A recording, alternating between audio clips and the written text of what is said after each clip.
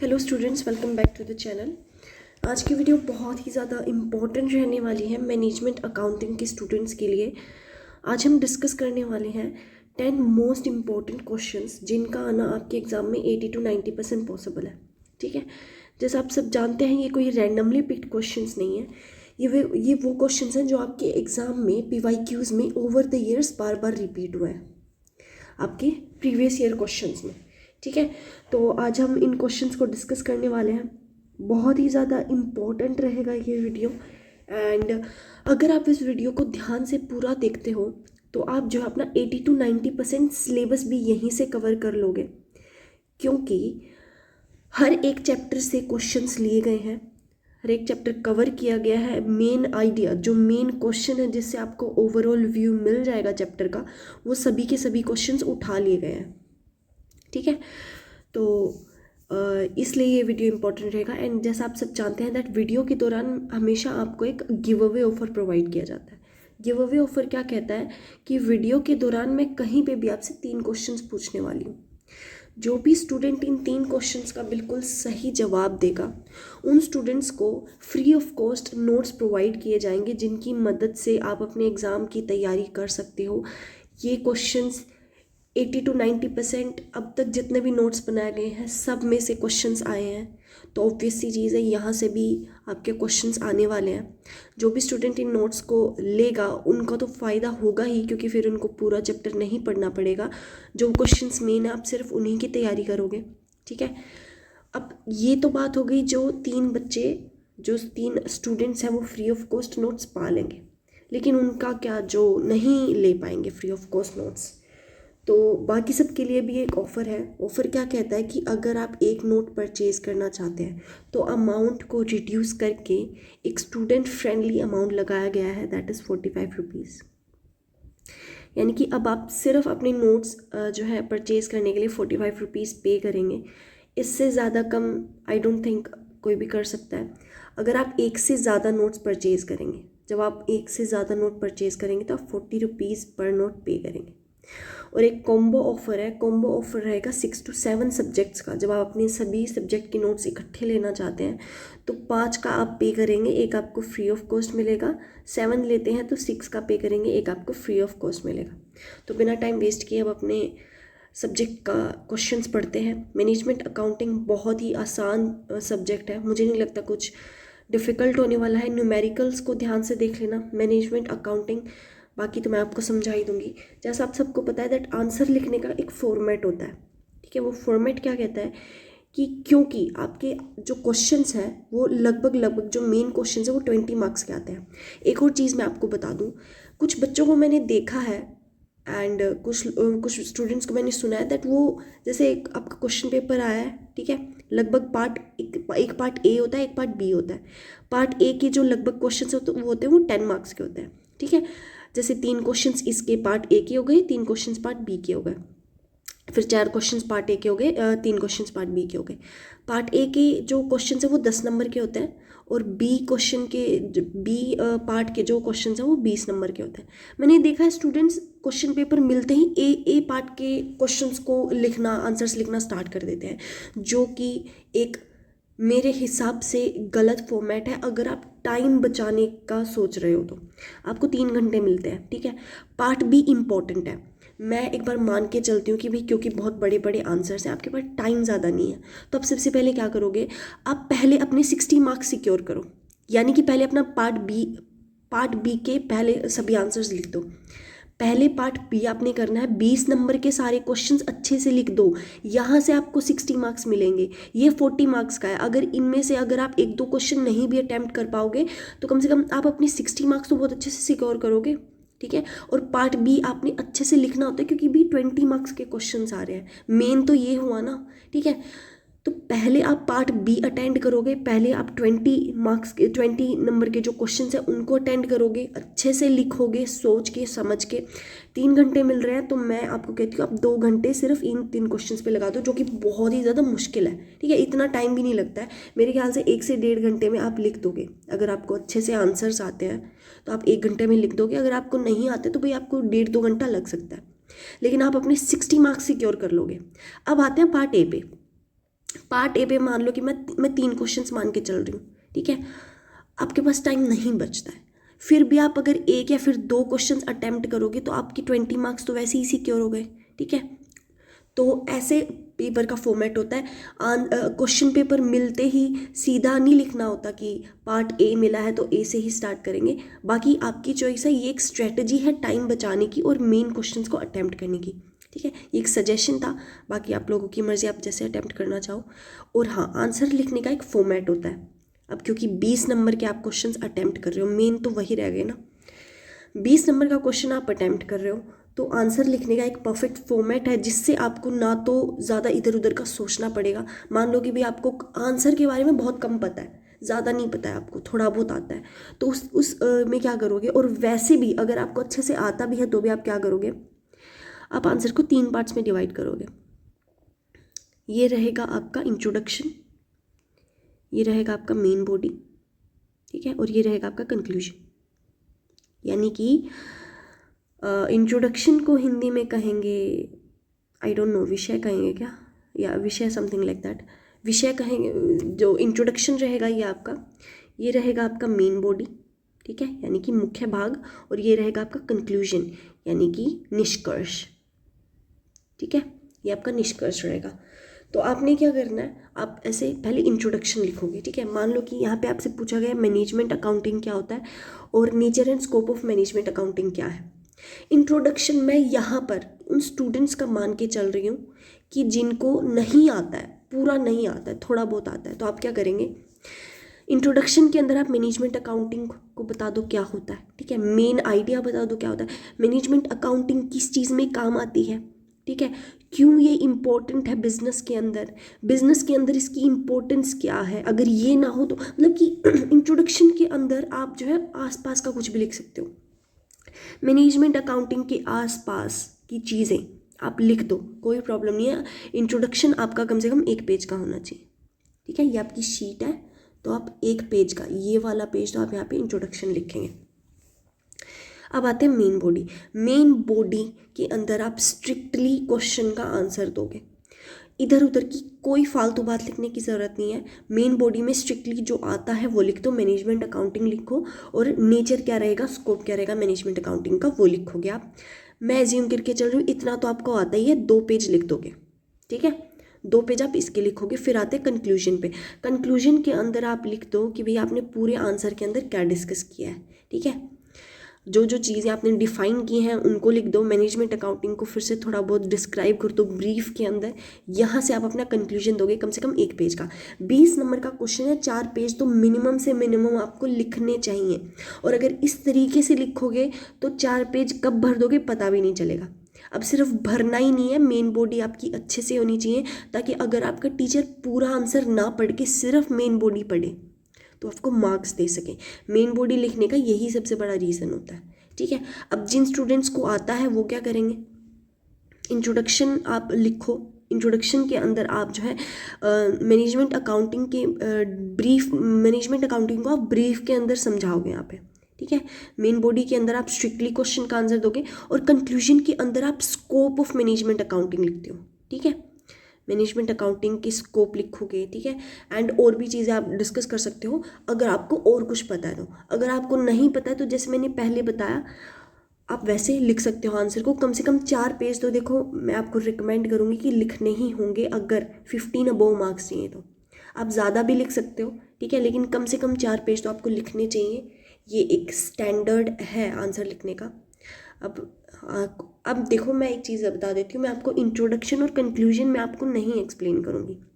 Reason being ये important नहीं है, आई मीन इम्पोर्टेंट है बट इसमें कुछ ऐसे समझाने लायक नहीं है, ठीक है। अगर मैं आपको मेन बॉडी समझा दूंगी तो वहाँ से आप इंट्रोडक्शन और कंक्लूजन खुद से लिख लोगे, और आइडिया आपको यहाँ से मिल जाएगा कि क्या क्या लिख सकते हो।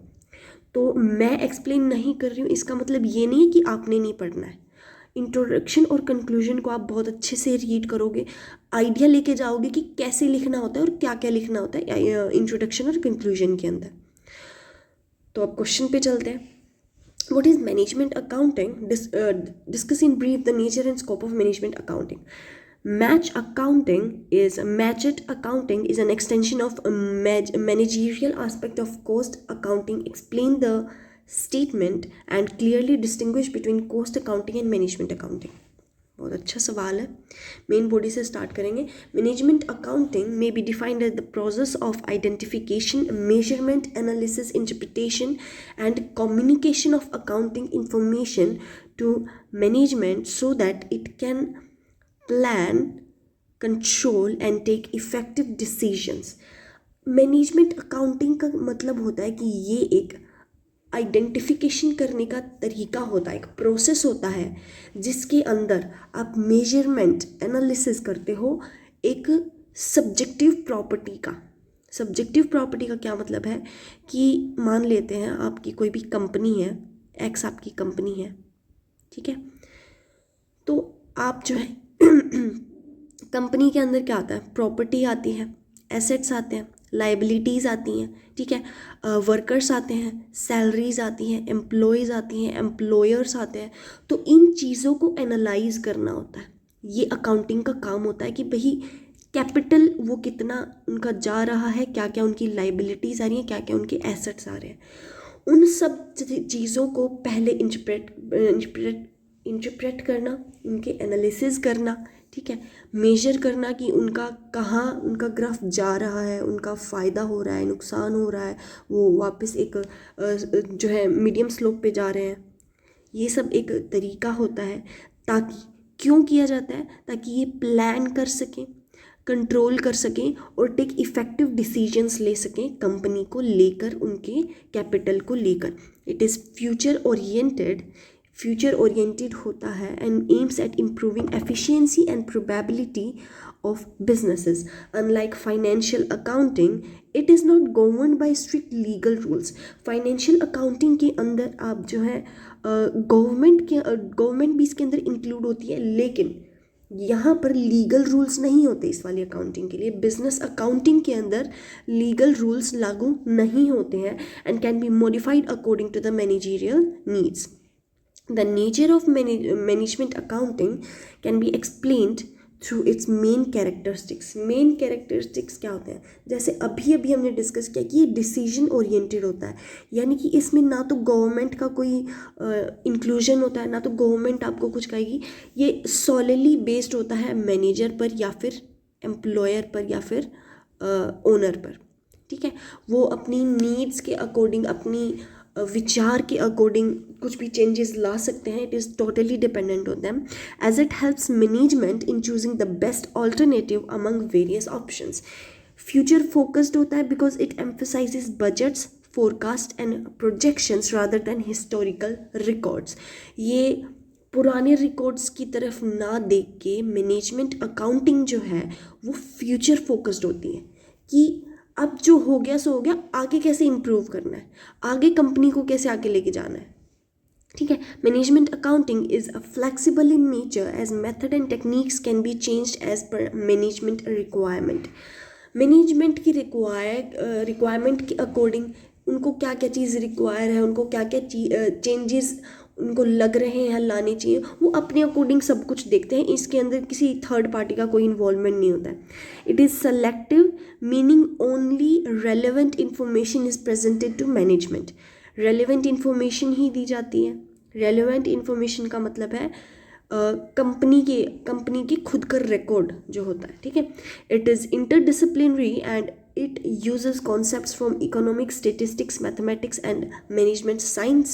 Most importantly, it is tool for management, not an end in itself. ये मैनेजमेंट का टूल है, ठीक है.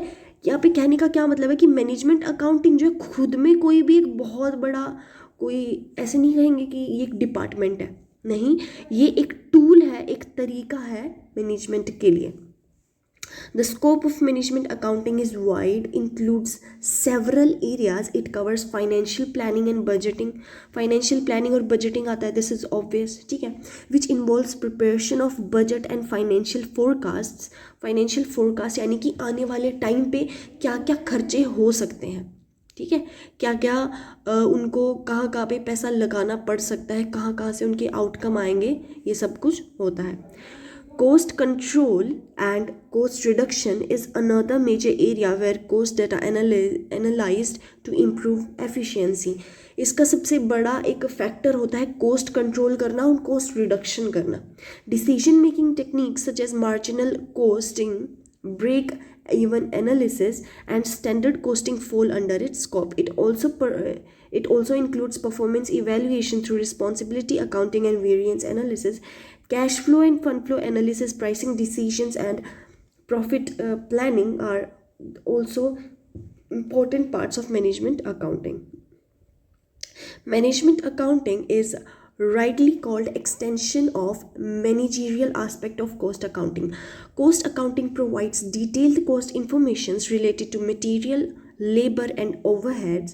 Management accounting uses this cost data along with the financial and non-financial assets to assist management in planning, controlling and decision making. Thus cost accounting forms the base while management accounting has broader outlook. यहाँ पे क्या discuss किया है कि coast accounting क्या करता है, ये आपके फाइनेंशियल डिसीजंस को इंक्लूड करता है. Management accounting non financial decisions को इंक्लूड करता है, फ्यूचर से रिलेटेड. सिर्फ कैपिटल ही उनके अंडर नहीं आता है और बाकी फैक्टर्स भी जैसे planning, controlling and decision making भी इसके अंडर आता है. A clear distinction between cost accounting and management accounting can be made. Cost accounting mainly focuses on ascertainment and control of cost. Cost accounting पैसे से लेकर रहेगा, एक सिंपल बात ये है. Where management accounting focuses on overall managerial decision making. Management accounting शब्द से ही पता लग रहा है भाई मैनेजमेंट का काम है. ठीक है, मैनेजमेंट के अंदर क्या क्या आता है भाई, डिसीजन मेकिंग आता है, ठीक है, सिलेक्शन आता है और भी ब्रॉडर एरियाज होते हैं. Cost accounting is limited in scope. Cost accounting limited रहेगा, mainly deals with cost data, while management accounting has wider scope, includes financial accounting, cost accounting and other information. Cost accounting is more historical in nature. Cost accounting historical in nature क्यों होती है, क्योंकि previous records देखने पड़ते हैं कि भी पिछले महीने कितना हुआ था, इस महीने कितना लग रहा है, कितना हो रहा है खर्चा, कितना आउटपुट आ रहा है, कितना कैपिटल आ रहा है, कितना कैपिटल जा रहा है. कंपैरिजन यहाँ पे होता है. यहाँ पे हिस्टोरिकल का यहाँ पे मतलब है मेन है कि पास्ट जो भी रिकॉर्ड्स हैं उनके साथ कंपेयर किया जाता है. लेकिन जो मैनेजमेंट अकाउंटिंग है उसको कंपेयर नहीं किया जाता. ठीक है, और जो मैनेजमेंट अकाउंटिंग है कि फ्रूट ओरिएंटेड है, यानी कि रिजल्ट आना चाहिए. Cost accounting emphasises cost records statements while management accounting emphasises analysis, interpretation and reports of management use. हाँ जी, दूसरा क्वेश्चन है how does management accounting differ from cost accounting and financial accounting. अभी पहले फर्स्ट क्वेश्चन वाले जैसे ही हमने mainly तो यही डिस्क्राइब किया है, तो ऐसे ही क्वेश्चंस इंटर रिलेटेड आते हैं. ठीक है, management accounting is nothing but financial and cost accounting tailored to requirement of management. Critically examine the statement. Main body से शुरू करेंगे. Management accounting differs from financial accounting in many ways. Financial accounting is mainly concerned with record. Financial accounting का काम क्या रहेगा, record, classifying, summarising past financial transactions. पिछले भी जितने भी फाइनेंशियल ट्रांजैक्शंस हैं उनको समराइज करना. ठीक है, उनके क्या मतलब कि क्या क्या उनके डेटा निकला है. ठीक है, to prepare financial account such as profit loss account and balance sheet. Balance sheet आपको पता होगा यूज़ की जाती है. Its primary users are external parties like share holder, creditors, government and tax authorities. It follows standardised accounting principles and legal requirements. standardized accounting principles का मतलब होता है लॉ की जितनी लॉ को इनको जो है इंक्लूड करना पड़ता है. Legal requirements and it is historic in nature. Management accounting on the other hand is meant exclusively for internal management. देखो, कोस्ट अकाउंटिंग एक्सटर्नल फैक्टर्स को भी इंक्लूड करता है. सबसे मेन हो गया भाई लीगल. ठीक है, शेयर होल्डर्स को इंक्लूड करना पड़ता है, गवर्नमेंट को नज़र में देखना पड़ता है, टैक्स उनको भरना पड़ता है. लेकिन जो मैनेजमेंट अकाउंटिंग है ये सॉलिडली इंटरनल, यानी कि कंपनी के अंदर का काम है, बाहर का कुछ भी नहीं है. ठीक है, ये क्या करेगा, एनालिसिस करेगा, interpretation and presentation of data in form of usual managerial decision making. It is future oriented, flexible and not bound by rigid rules और स्टेट्यूटरी फॉर्मेट्स.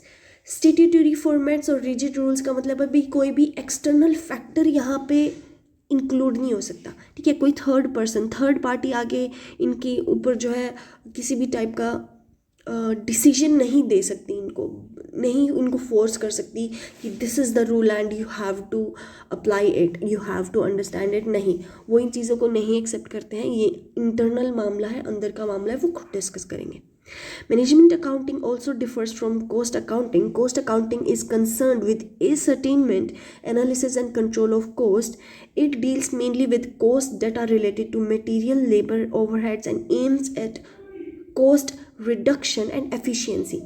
ठीक है, material, labour, overhead and cost reduction. Cost accounting के अंदर क्या आता है अभी, एक तो सबसे ज़्यादा क्या होता है कि भी कैपिटल कम लगे, ठीक है, ज़्यादा पैसे ना लगे, तो वो क्या करेंगे, कॉस्ट इफेक्टिव मेजर्स को अप्लाई करेंगे. Management accounting has a wider scope. It uses cost accounting data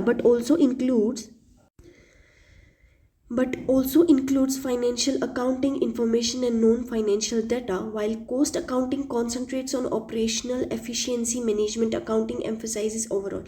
coast जो अकाउंटिंग है वो ऑपरेशनल एफिशिएंसी, यानी कि क्या क्या ऑपरेशंस लागू हो रहे हैं, रॉ मटेरियल क्या लग रहा है, ये सब चीज़ों पे, मतलब फाइनेंस को लेकर इनका पूरा मेन मोटिव रहता है. लेकिन मैनेजमेंट अकाउंटिंग के अंदर सारी चीज़ें आती हैं, कंपनी के अंदर जो जो हो रहा है वो सब आएगा, मेन है. ठीक है, the statement that management accounting is nothing else but financial and cost accounting tailored to requirement of management is largely true but not complete. ये स्टेटमेंट सही तो है लेकिन पूरी नहीं है. Management accounting does not use data from financial accounting. Management accounting का और फाइनेंशियल अकाउंटिंग का एक दूसरे से कोई लेना देना नहीं है. ठीक है, and cost accounting at its base. Financial accounting provides information about profit, asset, liabilities, financial position, ये सब प्रोवाइड करेगा. लेकिन कॉस्ट अकाउंटिंग क्या करेगा, सप्लाइज डिटेल्ड कॉस्ट डाटा. अब ये तो जो है एसेट, लाइबिलिटीज, प्रॉफिट, लॉसेस बता देगा. ये क्या करता है, मैनेजमेंट अकाउंटिंग रीशेप्स, एनालाइजेज, इस रिजल्ट के बेसिस पे रीशेप करेगा, एनालाइज करेगा, interpret this information to suit managerial needs such as budgeting, forecasting, performance evaluation and decision making. However, management accounting is not merely a combination of financial and cost accounting. इन दोनों का सिर्फ combination he, it goes beyond them. ये चीज़ें तो हैं ही, और चीज़ें भी इंक्लूड होती हैं. क्या क्या, marginal costing, standard costing, budgeting control, break and analysis, responsibility accounting, cash and fund flow analysis. ठीक है, it also incorporates non financial information such as production level, labour efficiency, market trends, customer behaviour. This management accounting has develop, यानी कि जो customer को लेकर भी जितनी भी जो रिपोर्ट्स होती हैं वो मैनेजरियल अकाउंटिंग के अंदर आती हैं. ऑलरेडी डिस्कस कर चुके हैं, बहुत आसान क्वेश्चंस थे ये तो. ठीक है, हाँ जी. सो ये third question is explain the concept of key factor in management decision making with example. Also discuss the criteria use to measure the relative profitability when a factor is in play. Right a brief note on budgeting key factor. बहुत ही आसान question है. ठीक है, ये तो कोई भी लिख सकता है. मेन बॉडी से स्टार्ट करेंगे. या key factor may be defined as the factor that limits the level of activity of an organization at a particular point of time. Key factor को कहा जा सकता है कि लेवल ऑफ एक्टिविटी को जो रिड्यूस करे एक पर्टिकुलर पॉइंट ऑफ टाइम पे. It is the resource of condition whose availability is in the shortest supply and which prevent the firm from achieving its maximum desired output or profit.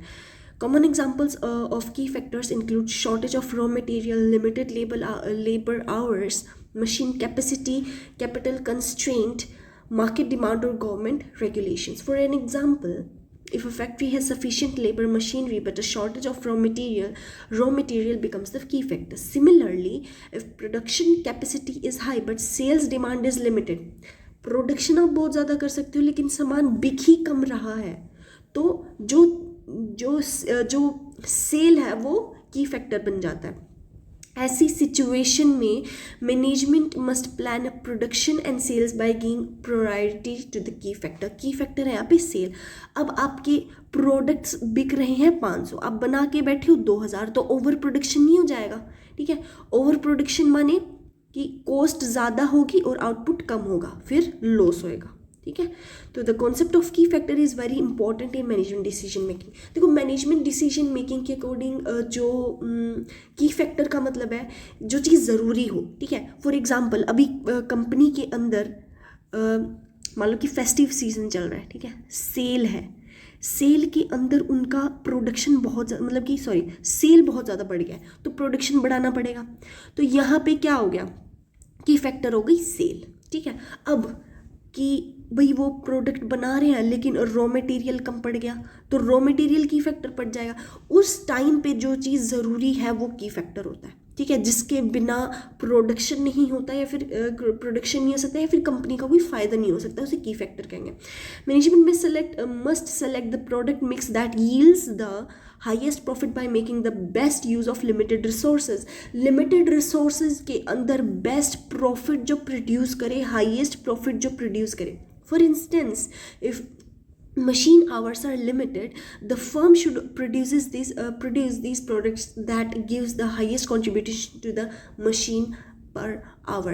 ऐसे product आपको बनानी चाहिए. भाई मान लो आप variety 5-6 product की बनाते हो, ऐसी प्रोडक्ट बनाओ जो मशीन का जो पावर है वो कम ले और जिसकी मार्केट में भी हाई डिमांड हो. यहाँ से क्या होगा, मैक्सिमम टोटल कंट्रीब्यूशन होगा और ओवरऑल प्रॉफिट भी होएगा. ठीक है, to measure relative profitability when a key factor is in operation certain criteria are used. अब क्राइटेरिया कौन कौन से रहते हैं? The most commonly used criteria is contribution per unit of key factor. Contribution per unit of key factor.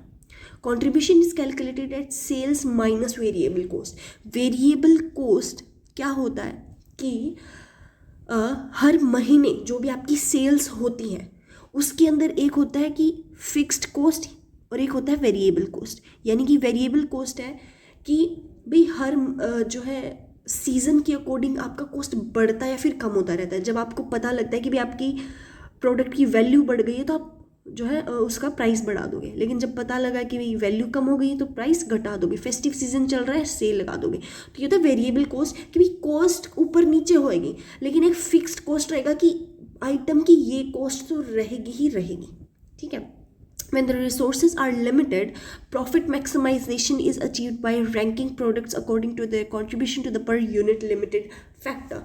जब जो है resources आपके पास लिमिटेड होते हैं तो उस टाइम पे आप प्रोडक्ट्स को कैटेगराइज करते हो डिफरेंट पार्ट्स के अंदर, जिसके अंदर पर यूनिट जो मार्केट के अंदर सबसे ज़्यादा कंट्रीब्यूट कर रहा है, यानी कि उसका प्रोडक्शन आप जो है कंटिन्यू रखोगे. जो चीज़ें कम कंट्रीब्यूट कर रही हैं मार्केट में उनका प्रोडक्शन आप कम कर दोगे. ठीक है, the product with the highest contribution per unit of the key factor is the first priority. अब जो सबसे ज़्यादा मार्केट के अंदर जो आपका प्रोडक्ट चल रहा है वो तो बढ़ाओगे ना, सिंपल सी बात है. For example, if labour hours are key factor, contribution per labour hour is used to determine relative profitability. Similarly, if raw material is scarce, contribution per unit of raw material becomes the basis of decision making. Fixed costs are ignored in such decisions as they remain unchanged in the short run. The concept of key factor is known as budgeting. ये जितने भी key factor हैं यही budgeting होता है. भाई budgeting का क्या मतलब है? घर का एग्जाम्पल लेते हैं. भाई आपके घर में बजट है 5,000 रुपये का. ठीक है, अब मम्मी को पता है कि 5,000 रुपये है तो पहले तो ज़रूरत की चीज़ें ही आएंगी ना. अब पहले 10,000 होता था लेकिन अब 5,000 हो गया है, तो ज़रूरत की चीज़ें पहले आएंगी। अब जो फालतू की लग्जरियस चीज़ें हम लेते थे, फालतू की नहीं कहेंगे बट जो लग्जरी हमारे पास होती थी कि भाई हम अच्छे ब्रांड के कपड़े खरीदते हैं, ठीक है, अच्छे ब्रांड के हम कोई भी फैसिलिटीज़ लेते हैं, आप होटल्स में जाते हो, स्पा जाते हो, जब बजट कम होता है तो ये चीज़ें आप स्किप करते हो ना। ऐसा तो नहीं करते कि भाई फूड कम कर देते हैं लेकिन कपड़े लेने चलेंगे, that is not possible, right. तो वैसे ही कंपनीज़ के अंदर भी बजटिंग ये होता है कि जब भी किसी चीज़ की शॉर्टेज हो जाए, शॉर्टेज यहाँ पे सिर्फ कैपिटल की नहीं होती, भाई रॉ मटेरियल की हो सकती है, लेबर की हो सकती है, मैनेजमेंट की हो सकती है, कंपनी के अंदर किसी भी चीज़ को लेकर हो सकती है। तो उसकी वजह से जब लिमिटेशन लगाना पड़ता है किसी भी चीज़ पर, तो उसे हम बजटिंग की फैक्टर कहते हैं, ठीक है। हाँ जी, इसके अंदर फाइनेंशियल बजट से को इंक्लूड करके और भी बहुत सारी फैक्टर्स आते हैं, ठीक है। If the sales demand is the key factor, the sales budget is prepared first and all the other budget such as production material labour are based on it. हाँ जी, फोर्थ क्वेश्चन पे चलते हैं। What is PV ratio, discuss its importance. What do you mean by PV ratio? P/V ratio, P/V ratio, discuss its significance in decision making, how can it be improved? PV ratio क्या होता है? PV ratio is defined as the ratio of contribution to the sales. Contribution is excess of sales over variable cost. Excess of sales यानी कि minimum sales over variable cost is used to cover fixed cost and generate profit. It can be express, PV ratio क्या रहेगा? Contribution slash sales into 100, कि contribution कितना हो रहा है, raw material कितना बन रहा है और सेल कितनी हो रही है, ठीक है। और PV रेशियो क्या होएगा? Sales minus variable cost. Sales में से जब आप वेरिएबल कोस्ट को माइनस स्लैश सेल्स इंटू 100, ठीक है, तो यहाँ से आप अपना रेशियो निकाल लोगे। The PV ratio indicates the rate at which profit is earned for each unit of sales after covering the variable cost. Variable cost cover करने के बाद जितना भी रॉ मटेरियल के लिए, प्रोडक्शन के लिए जितना भी पैसा एक कंपनी का लग रहा है, उसको कवर करने के बाद जितना भी सेल, जितना भी जो है कैपिटल आपके पास बचा है, उसको इवेल्युएट करना। A higher PV ratio implies higher contribution margin and better profitability.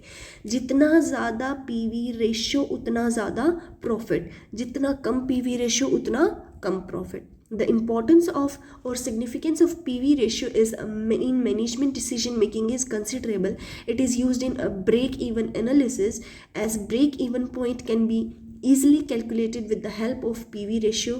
It helps management in profit planning, as desired profit levels can be achieved by estimating the required sales volume using ratio.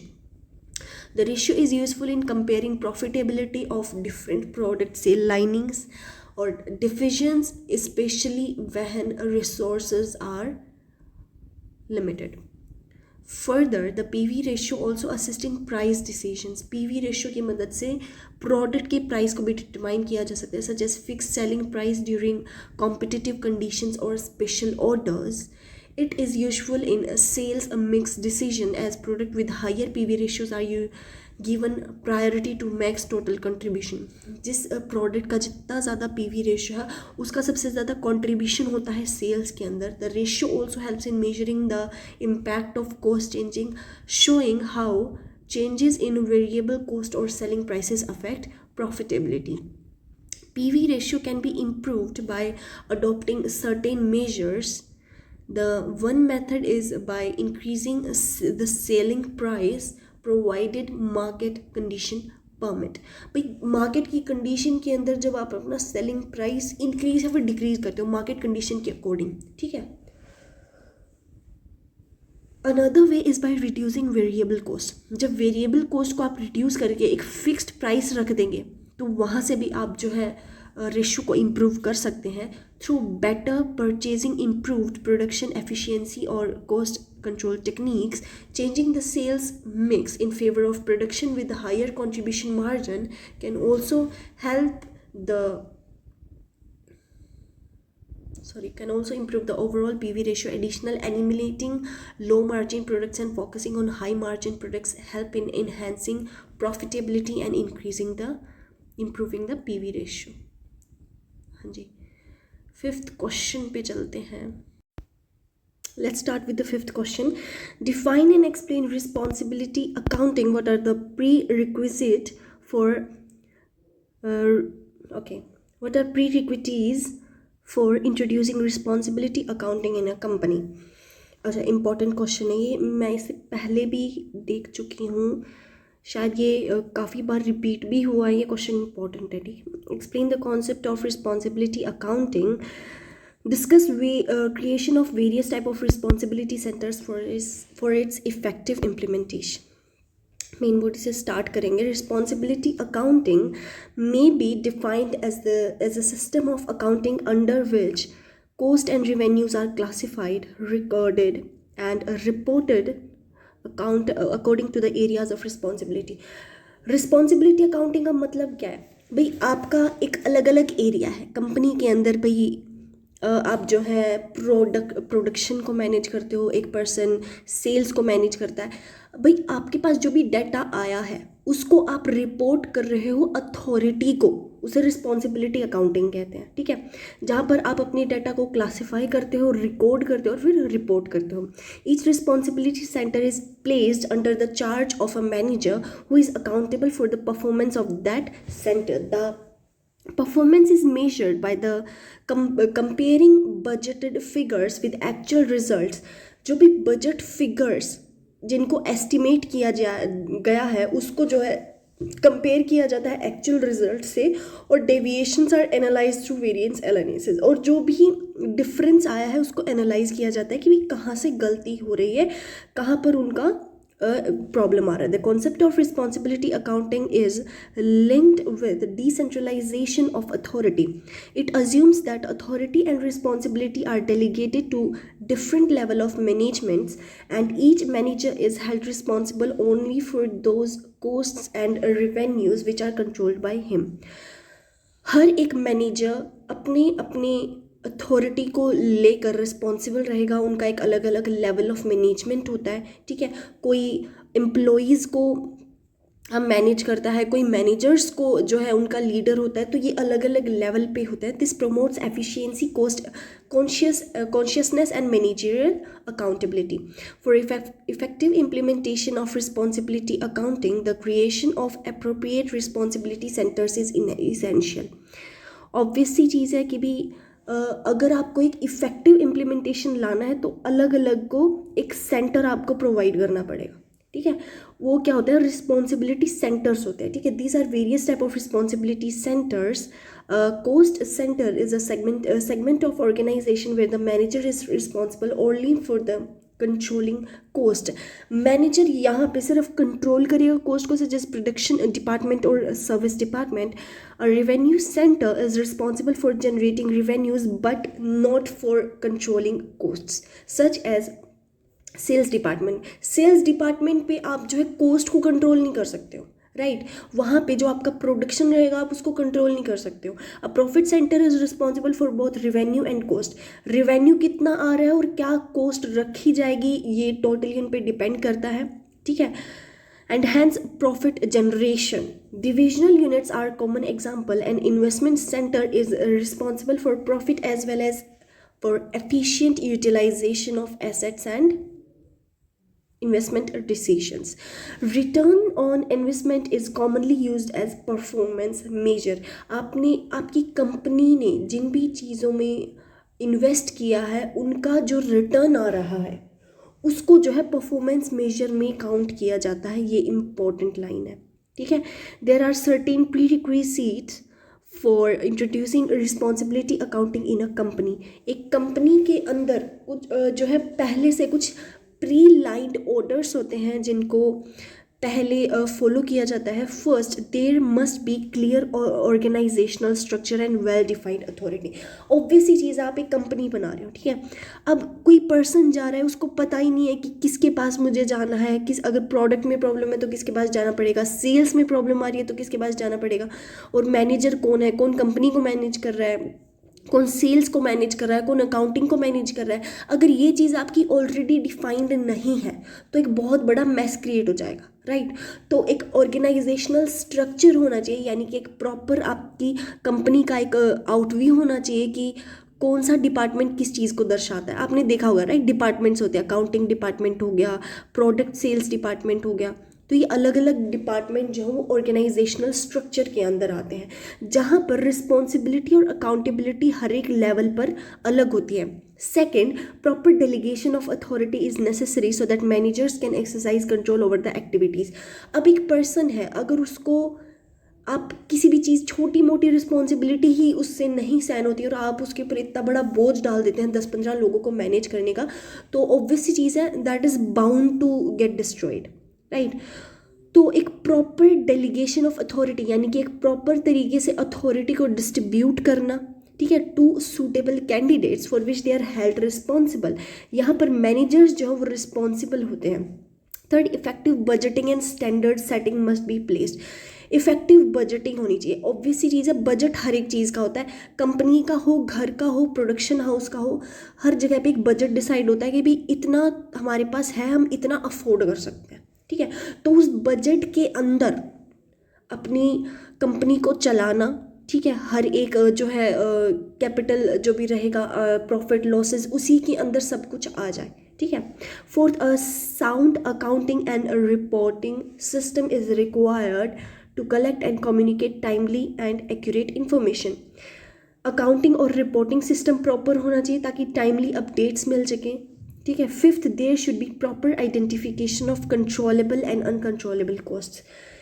पहले से जैसे एक variable cost होता है, right, वैसे ही एक controllable और एक अनकंट्रोलेबल कॉस्ट होता है। भाई जो कंपनी के कंट्रोल में नहीं है, कंट्रोलेबल और अनकंट्रोलेबल कॉस्ट में क्या आ जाता है, जो भी डैमेज होता है, ठीक है। आपने देखा होगा दैट शिपिंग के दौरान काफ़ी ज़्यादा प्रोडक्ट्स डैमेज हो जाते हैं, तो वो एक अनकंट्रोलेबल कॉस्ट है, वो कंपनी के कंट्रोल में नहीं है, ठीक है। और समटाइम्स फ्रॉड हो गया तो ये भी किसी कंपनी के कंट्रोल में नहीं होता है, जो कि एक बहुत बड़ा फैक्टर डिफाइन करता है। Managers should be evaluated on controllable factors.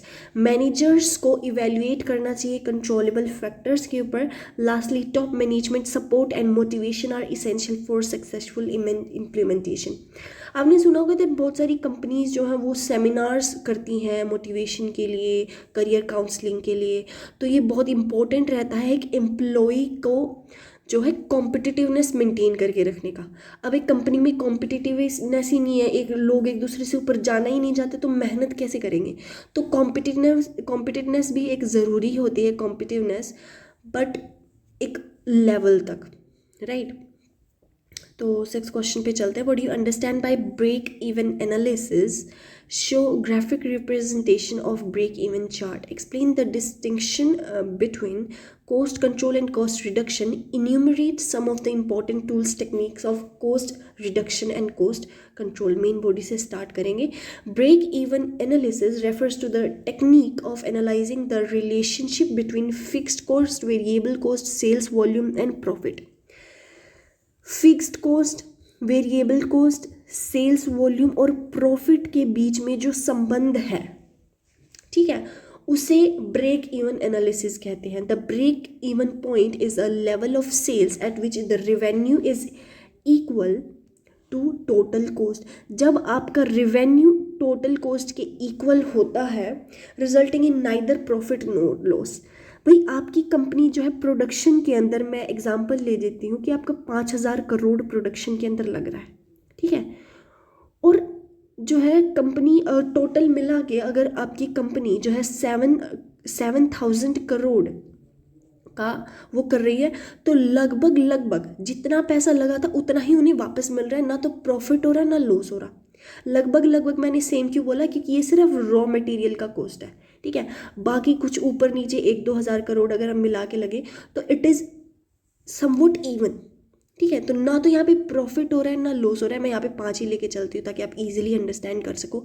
अब आपने 5 रुपए की चीज़ खरीदी और 5 रुपए ही आपने कमाए, तो आपका तो यहाँ पे ना तो प्रॉफिट हो रहा है, ना तो आप कुछ कमा पा रहे हो, ना आप लॉस कर पा रहे हो, ठीक है। At this point contribution exactly covers fixed cost. अब यहाँ पे जितना पैसा लगा था सिर्फ आपका उतना ही कवर हुआ है। Break even analysis is based on marginal cost principles, break even analysis जो है मार्जिनल कोस्टिंग प्रिंसिपल्स का जो बहुत बड़ा फैक्टर है, is useful for profit planning, pricing decisions and sales forecasting. The break-even chart is graphical representation of break-even analysis. Break even analysis का एक बहुत बड़ा जो है ग्राफिकल रिप्रेजेंटेशन है. यहाँ पर आप प्रॉपर चार्ट बना के दिखाओगे, ठीक है, ऐसे आपने थ्योरी के अंदर नहीं लिखना है. In this chart the volume of production sales is shown on the horizontal axis. आप हॉरिजॉन्टल एक्सिस पर यहाँ पर अपना दिखाएंगे, क्या दिखाएंगे, वॉल्यूम ऑफ प्रोडक्शन दिखाएंगे. And cost and revenues are showed on the vertical axis. The fixed cost line is drawn parallel to the horizontal axis. Parallel वो ड्रॉ की जाएगी while the total cost line starts from the fixed cost point and slopes upward. और वहाँ से जो वो ऊपर जाएगी, यानी कि यहाँ गई और फिर वो थोड़ी थोड़ी ऐसे गई. The line starts from the origin and rises upward. Origin हमने एक पैरेलल पॉइंट लिया था, वो ओरिजिन हो गया और वहाँ से फिर वो ऊपर जा रही है. The point at which the sale line intersects with the total cost. जहाँ पर ये दोनों लाइन इंटरसेक्ट करेंगी यानी कि मिलेंगी, किसी एक पॉइंट पर एक दूसरे को काटेंगी, वो जो पॉइंट होगा उसे हम ब्रेक इवन पॉइंट कहते हैं. The chart clearly shows that no profit no loss point, the profit area and loss area, making it a useful visual for management. Along with break-even analysis, cost control and cost reduction play a vital role in cost management. Cost control और cost reduction एक बहुत बड़ा role करते हैं. Cost control refers to the process of regulating cost by setting standards, comparing actual cost and standards and taking corrective actions to prevent unnecessary cost. Cost control का क्या मतलब होता है भाई, आप जो पैसा लगा रहे हो आप उसको कंट्रोल कर रहे हो. 5 रुपये आपके लगते हैं, लेकिन अगर आप उसको कहीं से तोड़ मरोड़ के अगर आप वहाँ पर 4 रुपये या फिर आप वहाँ पर 3 रुपये लगाओ तो वो बहुत बड़ा फ़ायदा हो जाता है. अब मैं आपको ऐसे समझा रही हूँ तो आपको नहीं पता लगेगा, लेकिन जब आप एक बड़े फिगर में इस चीज़ को देखोगे तो बहुत बड़ा डिफरेंस आता है. It aims at maintaining cost with in a pre determined limits. Cost control is preventative in nature and focuses on efficiency and discipline in operation. Cost control को आप आसानी से कम कर सकते हो, ठीक है.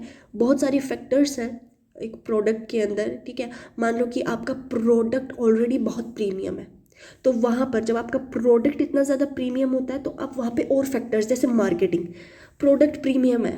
प्रीमियम प्रोडक्ट कौन से होते हैं, मैं एग्जांपल ले लेती हूँ, जैसे शिनैल ब्रांड है, राइट.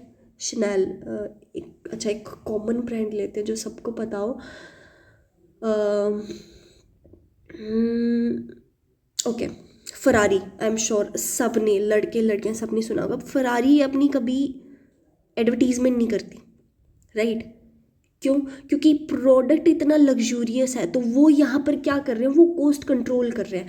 प्रोडक्ट पे ऑलरेडी इतना खर्चा लग चुका है, तो वो यहाँ पे प्रिवेंट क्या करेंगे, एडवर्टीजमेंट को प्रिवेंट करेंगे. क्योंकि जब प्रोडक्ट आपका इतना अच्छा हो तो आपको एडवर्टीजमेंट की वैसे भी ज़रूरत नहीं पड़ती. बहुत सारे एग्जांपल्स हैं, बहुत सारे लग्जरी ब्रांड्स हैं, ठीक है, जो इन चीज़ों को अपनाते हैं. कॉस्ट कंट्रोल का होता है वो, ऐसा नहीं है कि उन्हें जो है मन नहीं करता होगा. अगर वो एडवर्टीजमेंट करें तो उनका और भी अच्छा रिवेन्यू हो सकता है, लेकिन वो कॉस्ट कंट्रोल कर रहे हैं, ठीक है. Cost reduction on the other hand is the process of permanently reducing unit cost without affecting product quality or performance.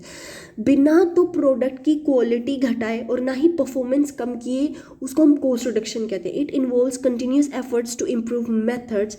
यहाँ पर आप एफर्ट लगाते हो, अपने प्रोडक्ट को बेहतर बनाते हो, ठीक है. प्रोसेसेस और टेक्निक्स से using cost control. Cost reduction is corrective and innovative in nature and aims at achieving real and lasting savings.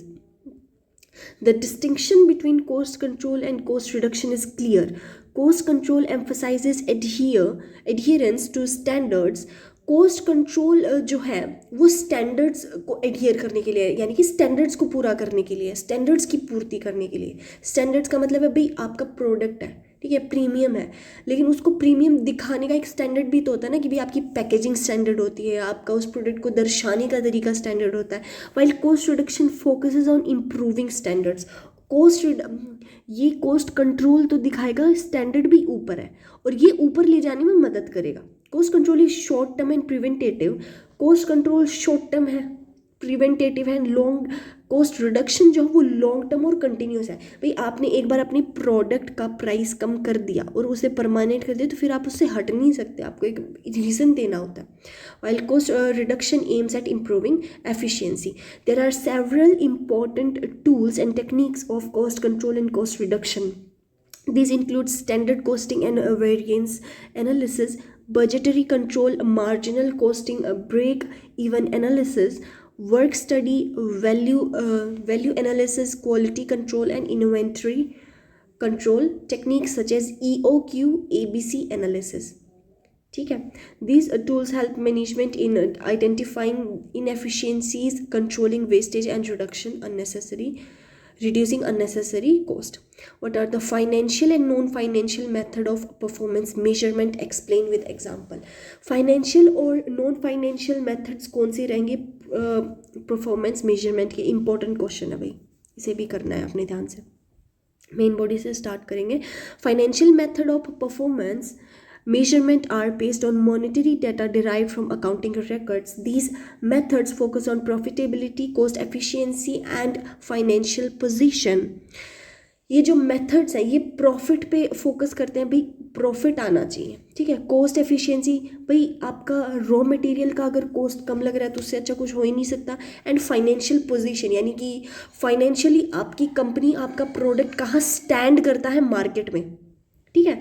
Common financial measures that include profit, return on investment, ROI, return on investment, मैंने पहले भी बताया था, इसको जो है company के उसमें एसेट्स के अंदर इंक्लूड किया जाता है। Residual income, cost variances, budgetary control, and break-even analysis.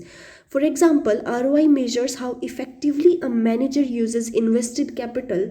एक इन्वेस्ट की हुई कैपिटल, यानी कि आपने एक इन्वेस्टमेंट की और वहाँ से आपका प्रॉफिट हो रहा है, तो इस एक मैनेजर उसको कैसे यूज़ करता है उस कैपिटल को प्रॉफिट जनरेट करने के लिए। While profit margins indicate operational efficiency, financial measures are objective. वो पहले तो वो एफिशिएंसी ऑपरेट करता था, लेकिन फाइनेंशियल मेजर्स जो वो ऑब्जेक्टिव रहते हैं, easy to qualify and useful for comparison, but they are historical in nature and do not capture qualitative aspects like employee satisfaction and customer loyalty. Profit तो वो ले आएंगे, लेकिन वो क्वालिटीज़ को, उस क्वालिटी को मेंटेन नहीं कर पाते हैं, जैसे कि employee satisfaction and customer loyalty. Non financial methods of performance measurement focuses on qualitative and operational factors that cannot be easily expressed in monetary terms. Non-financial methods को monetary terms में नहीं define किया जा सकता है। These include quality of products, customer satisfaction, employee productivity and morale, delivery time and market share and innovation. Product को लेकर जितना भी प्रोसेस रहता है वो इसके अंदर जो है कंक्लूड होता है, जैसे कस्टमर की क्या सेटिस्फेक्शन आ रही है आपके प्रोडक्ट से, आपके प्रोडक्ट की क्वालिटी कैसी है, एम्प्लॉय की प्रोडक्टिविटी कैसी है, डिलीवरी टाइम क्या है, मार्केट शेयर क्या है। For example, reduction in defect rates indicates improvement in quality performance, while customer feedback reflects service effectiveness. Non-financial measures are future-oriented and help in long-term strategic success, though they are subjective and difficult to standardize. Cost techniques also influence performance measurement. ये performance measurement को भी जो है influence करती हैं। Absorption costing and marginal costing are two important methods used for cost ascertainment and profit determination. Under absorption costing, all manufacturing costs, both fixed and variable, are treated as product cost and absorbed into the cost of production. As a result, inventories carries a portion of fixed overheads and profit are influenced by changing in stock levels. This method is widely used for financial reporting and complies with accounting standards. Under marginal costing, only variable costs are treated as product cost. Marginal costing के अंदर जो variable cost आया है उसको जो है मान के चलते हैं प्रोडक्ट कॉस्ट में। उन्होंने पहले ही वेरिएबल को कंक्लूड कर लिया कि भी अगर कोई लॉस भी होगा तो उसके अंदर कंक्लूड हो जाएगा। While fix cost are charge directly for profit to the profit and loss account. Fix cost से जो भी उनका आउटपुट आ रहा है वो डायरेक्टली प्रॉफिट या फिर लॉस अकाउंट में जाता है। Profit is determined on the basis of contribution sales minus variable cost. This method is highest cost volume profit relationship and is useful for short term decision making such as pricing, product mix and break even analysis. The distinction between absorption costing and marginal costing is significant. Absorption costing focuses on total cost and inventory valuation, while marginal costing ये जो है देखो absorption total cost के ऊपर और inventory valuation पे जो है फोकस करता है, और मार्जिनल कॉस्टिंग जो है वो कंट्रीब्यूशन और प्रॉफिट प्लानिंग पे देखता है कि भी कॉस्टिंग का काम है, मार्जिनल कॉस्टिंग का भी हमें तो प्रॉफिट चाहिए, प्रॉफिट आना चाहिए, उनको इससे आगे कुछ नहीं दिखता।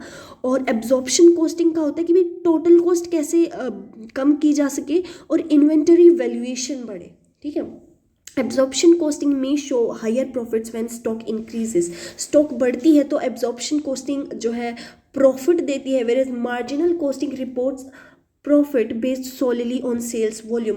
मार्जिनल कॉस्टिंग का स्टॉक से कोई लेना देना नहीं, ये अगर आपकी सेल्स बढ़ी तो ये प्रॉफिट दिखाएगा, अदरवाइज लॉस दिखाएगा। Absorption costing is more suitable for external reporting while marginal costing is more useful for internal management decisions and performance evaluation.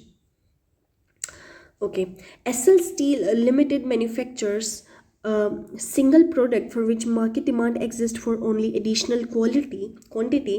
Present sale of 60,000 per month utilizes only 60% capacity of the plant. Marketing manager assures that with the reduction of 10% in the price, he would be in a position to increase the sales by 25 to 30%.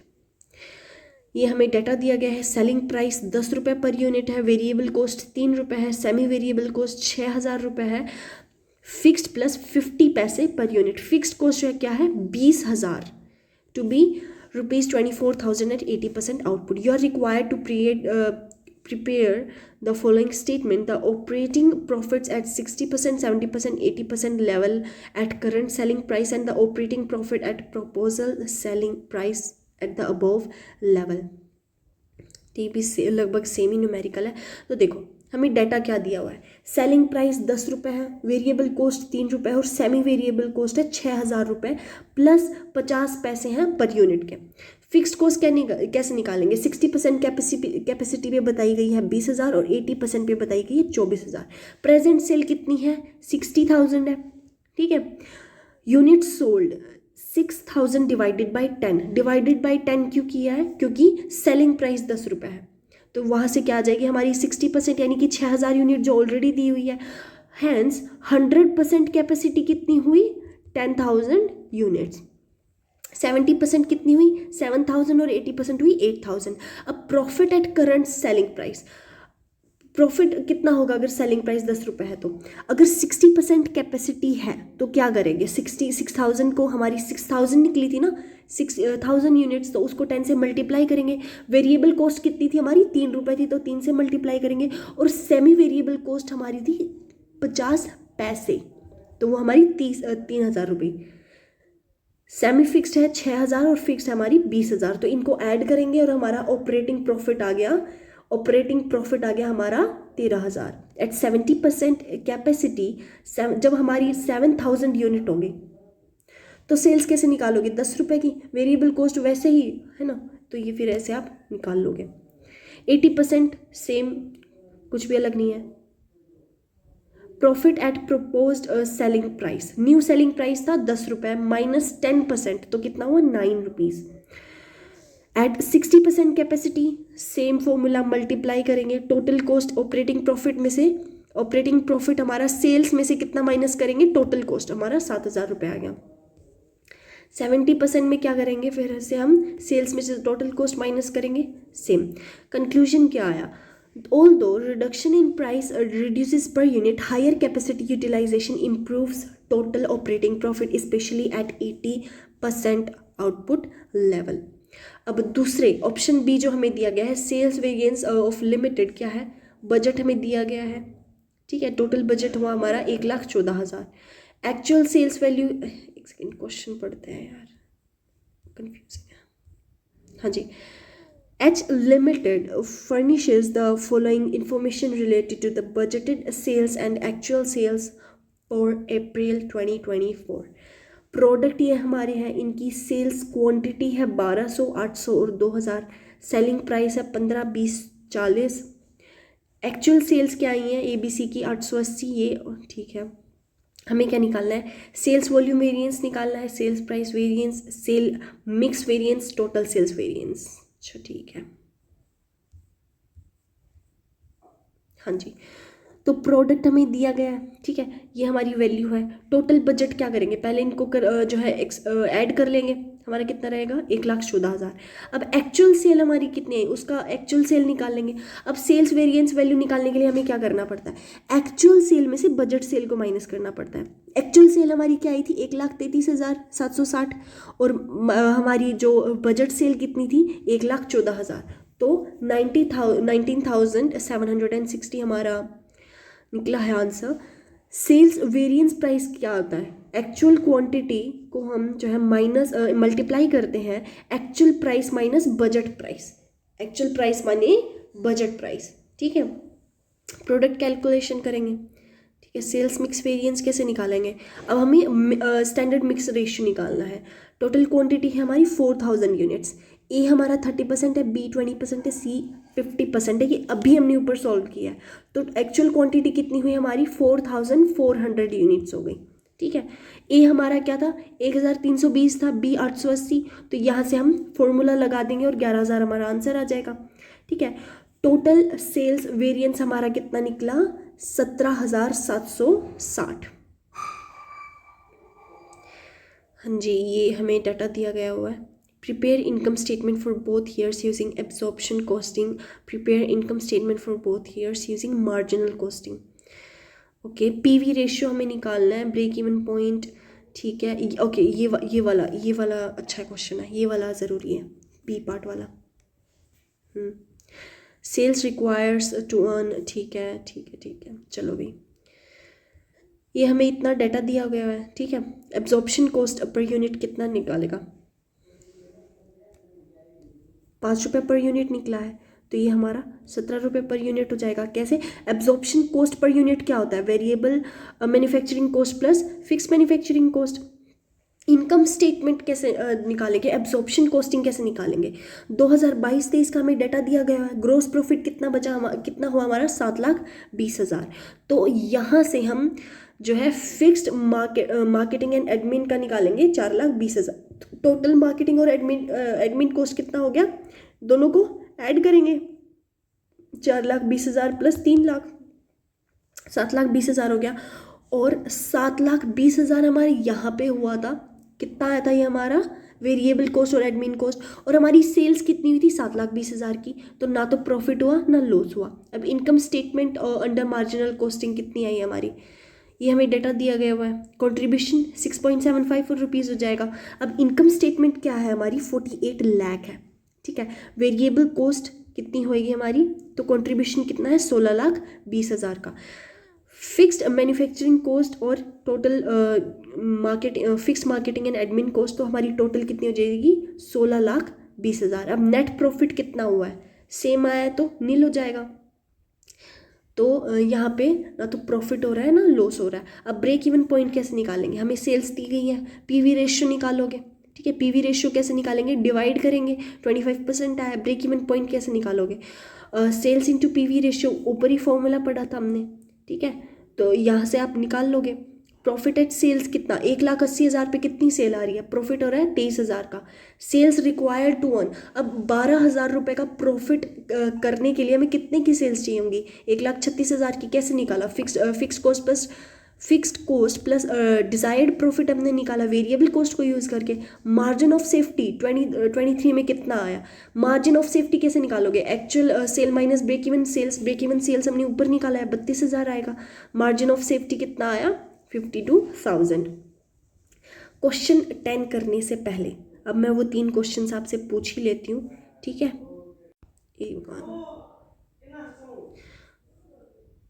हाँ जी, your first question is define PV ratio.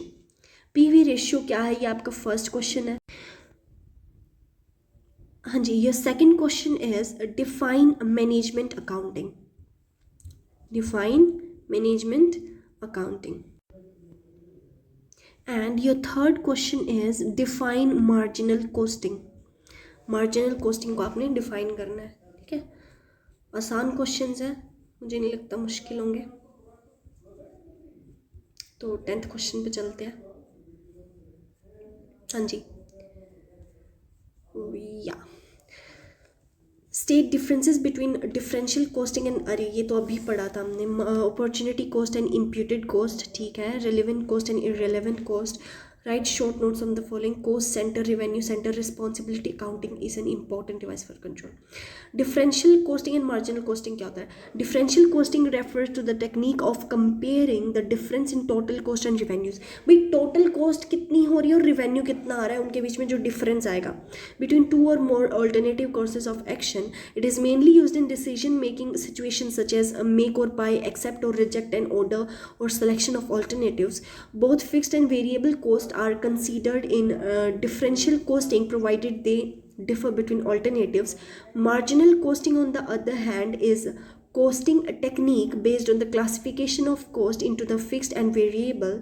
Under marginal costing, only variable costs are changed into products, while fixed costs are treated as period cost and written off to the profit and loss account. Thus, differential costing is decision specific, whereas marginal costing is a systematic method used for the profit planning and the cost volume profits, ठीक है। Opportunity cost और imputed cost क्या होता है? Opportunity cost is the value of the next best alternative that is sacrificed when a particular decision is taken. जब किसी भी एक ऑल्टरनेटिव को सेक्रीफाइस किया जाता है, यानी कि उसका प्रोडक्शन बंद किया जाता है, it does not involve any actual cash outflow but represents the potential benefit fork due to the choice of alternative other option. For example, if a machine is used to produce one product instead of another, एक product जो machine को use किया जाता है एक product बनाने के लिए, the contribution lost of the from the rejected product is opportunity cost. जो भी हमारा कंट्रीब्यूशन लॉस हुआ है उस प्रोडक्ट को बनाने के बंद करने से, वो हमारा अपॉर्चुनिटी कॉस्ट है। Imputed cost on the other hand is a hypothetical or notional cost which does not involve any actual payment. ये एक हाइपोथेटिकल कॉस्ट होती है जिसके अंदर कोई एक्चुअल पेमेंट नहीं लगती है। It is considered for decision making purposes. भाई आप एस्टिमेट लगाते हो ना, आपकी कंपनी है, भाई आप कहते हो कि पिछले साल मेरी 500 करोड़ की सेल हुई थी, तो आपने इस बार लगा लिया कि मिनिमम टू मिनिमम 400 करोड़ तो रहेगी, ठीक है। 100 करोड़ आपने वेरिएबल ले लिया, इतनी तो रहेगी आपकी। तो ये आप एक हाइपोथेटिकल सिचुएशन लेके जब कोई डिसीजन बनाते हो तो उसे हम इम्प्यूटेड कॉस्ट कहते हैं। Relevant cost and irrelevant cost. Relevant costs are those costs that are expected to change in the future as a result of a decision and therefore influence managerial decision making. The cost difference differ between alternatives and are directly affected by the choice made by the management. Variable cost and increment fixed cost are common examples of relevant cost. Irrelevant cost, on the other hand, are the costs that do not change irrespective of the decision taken. Decision लिया हो या ना लिया हो, हमारा price तो इतना ही रहेगा। This is that want to से।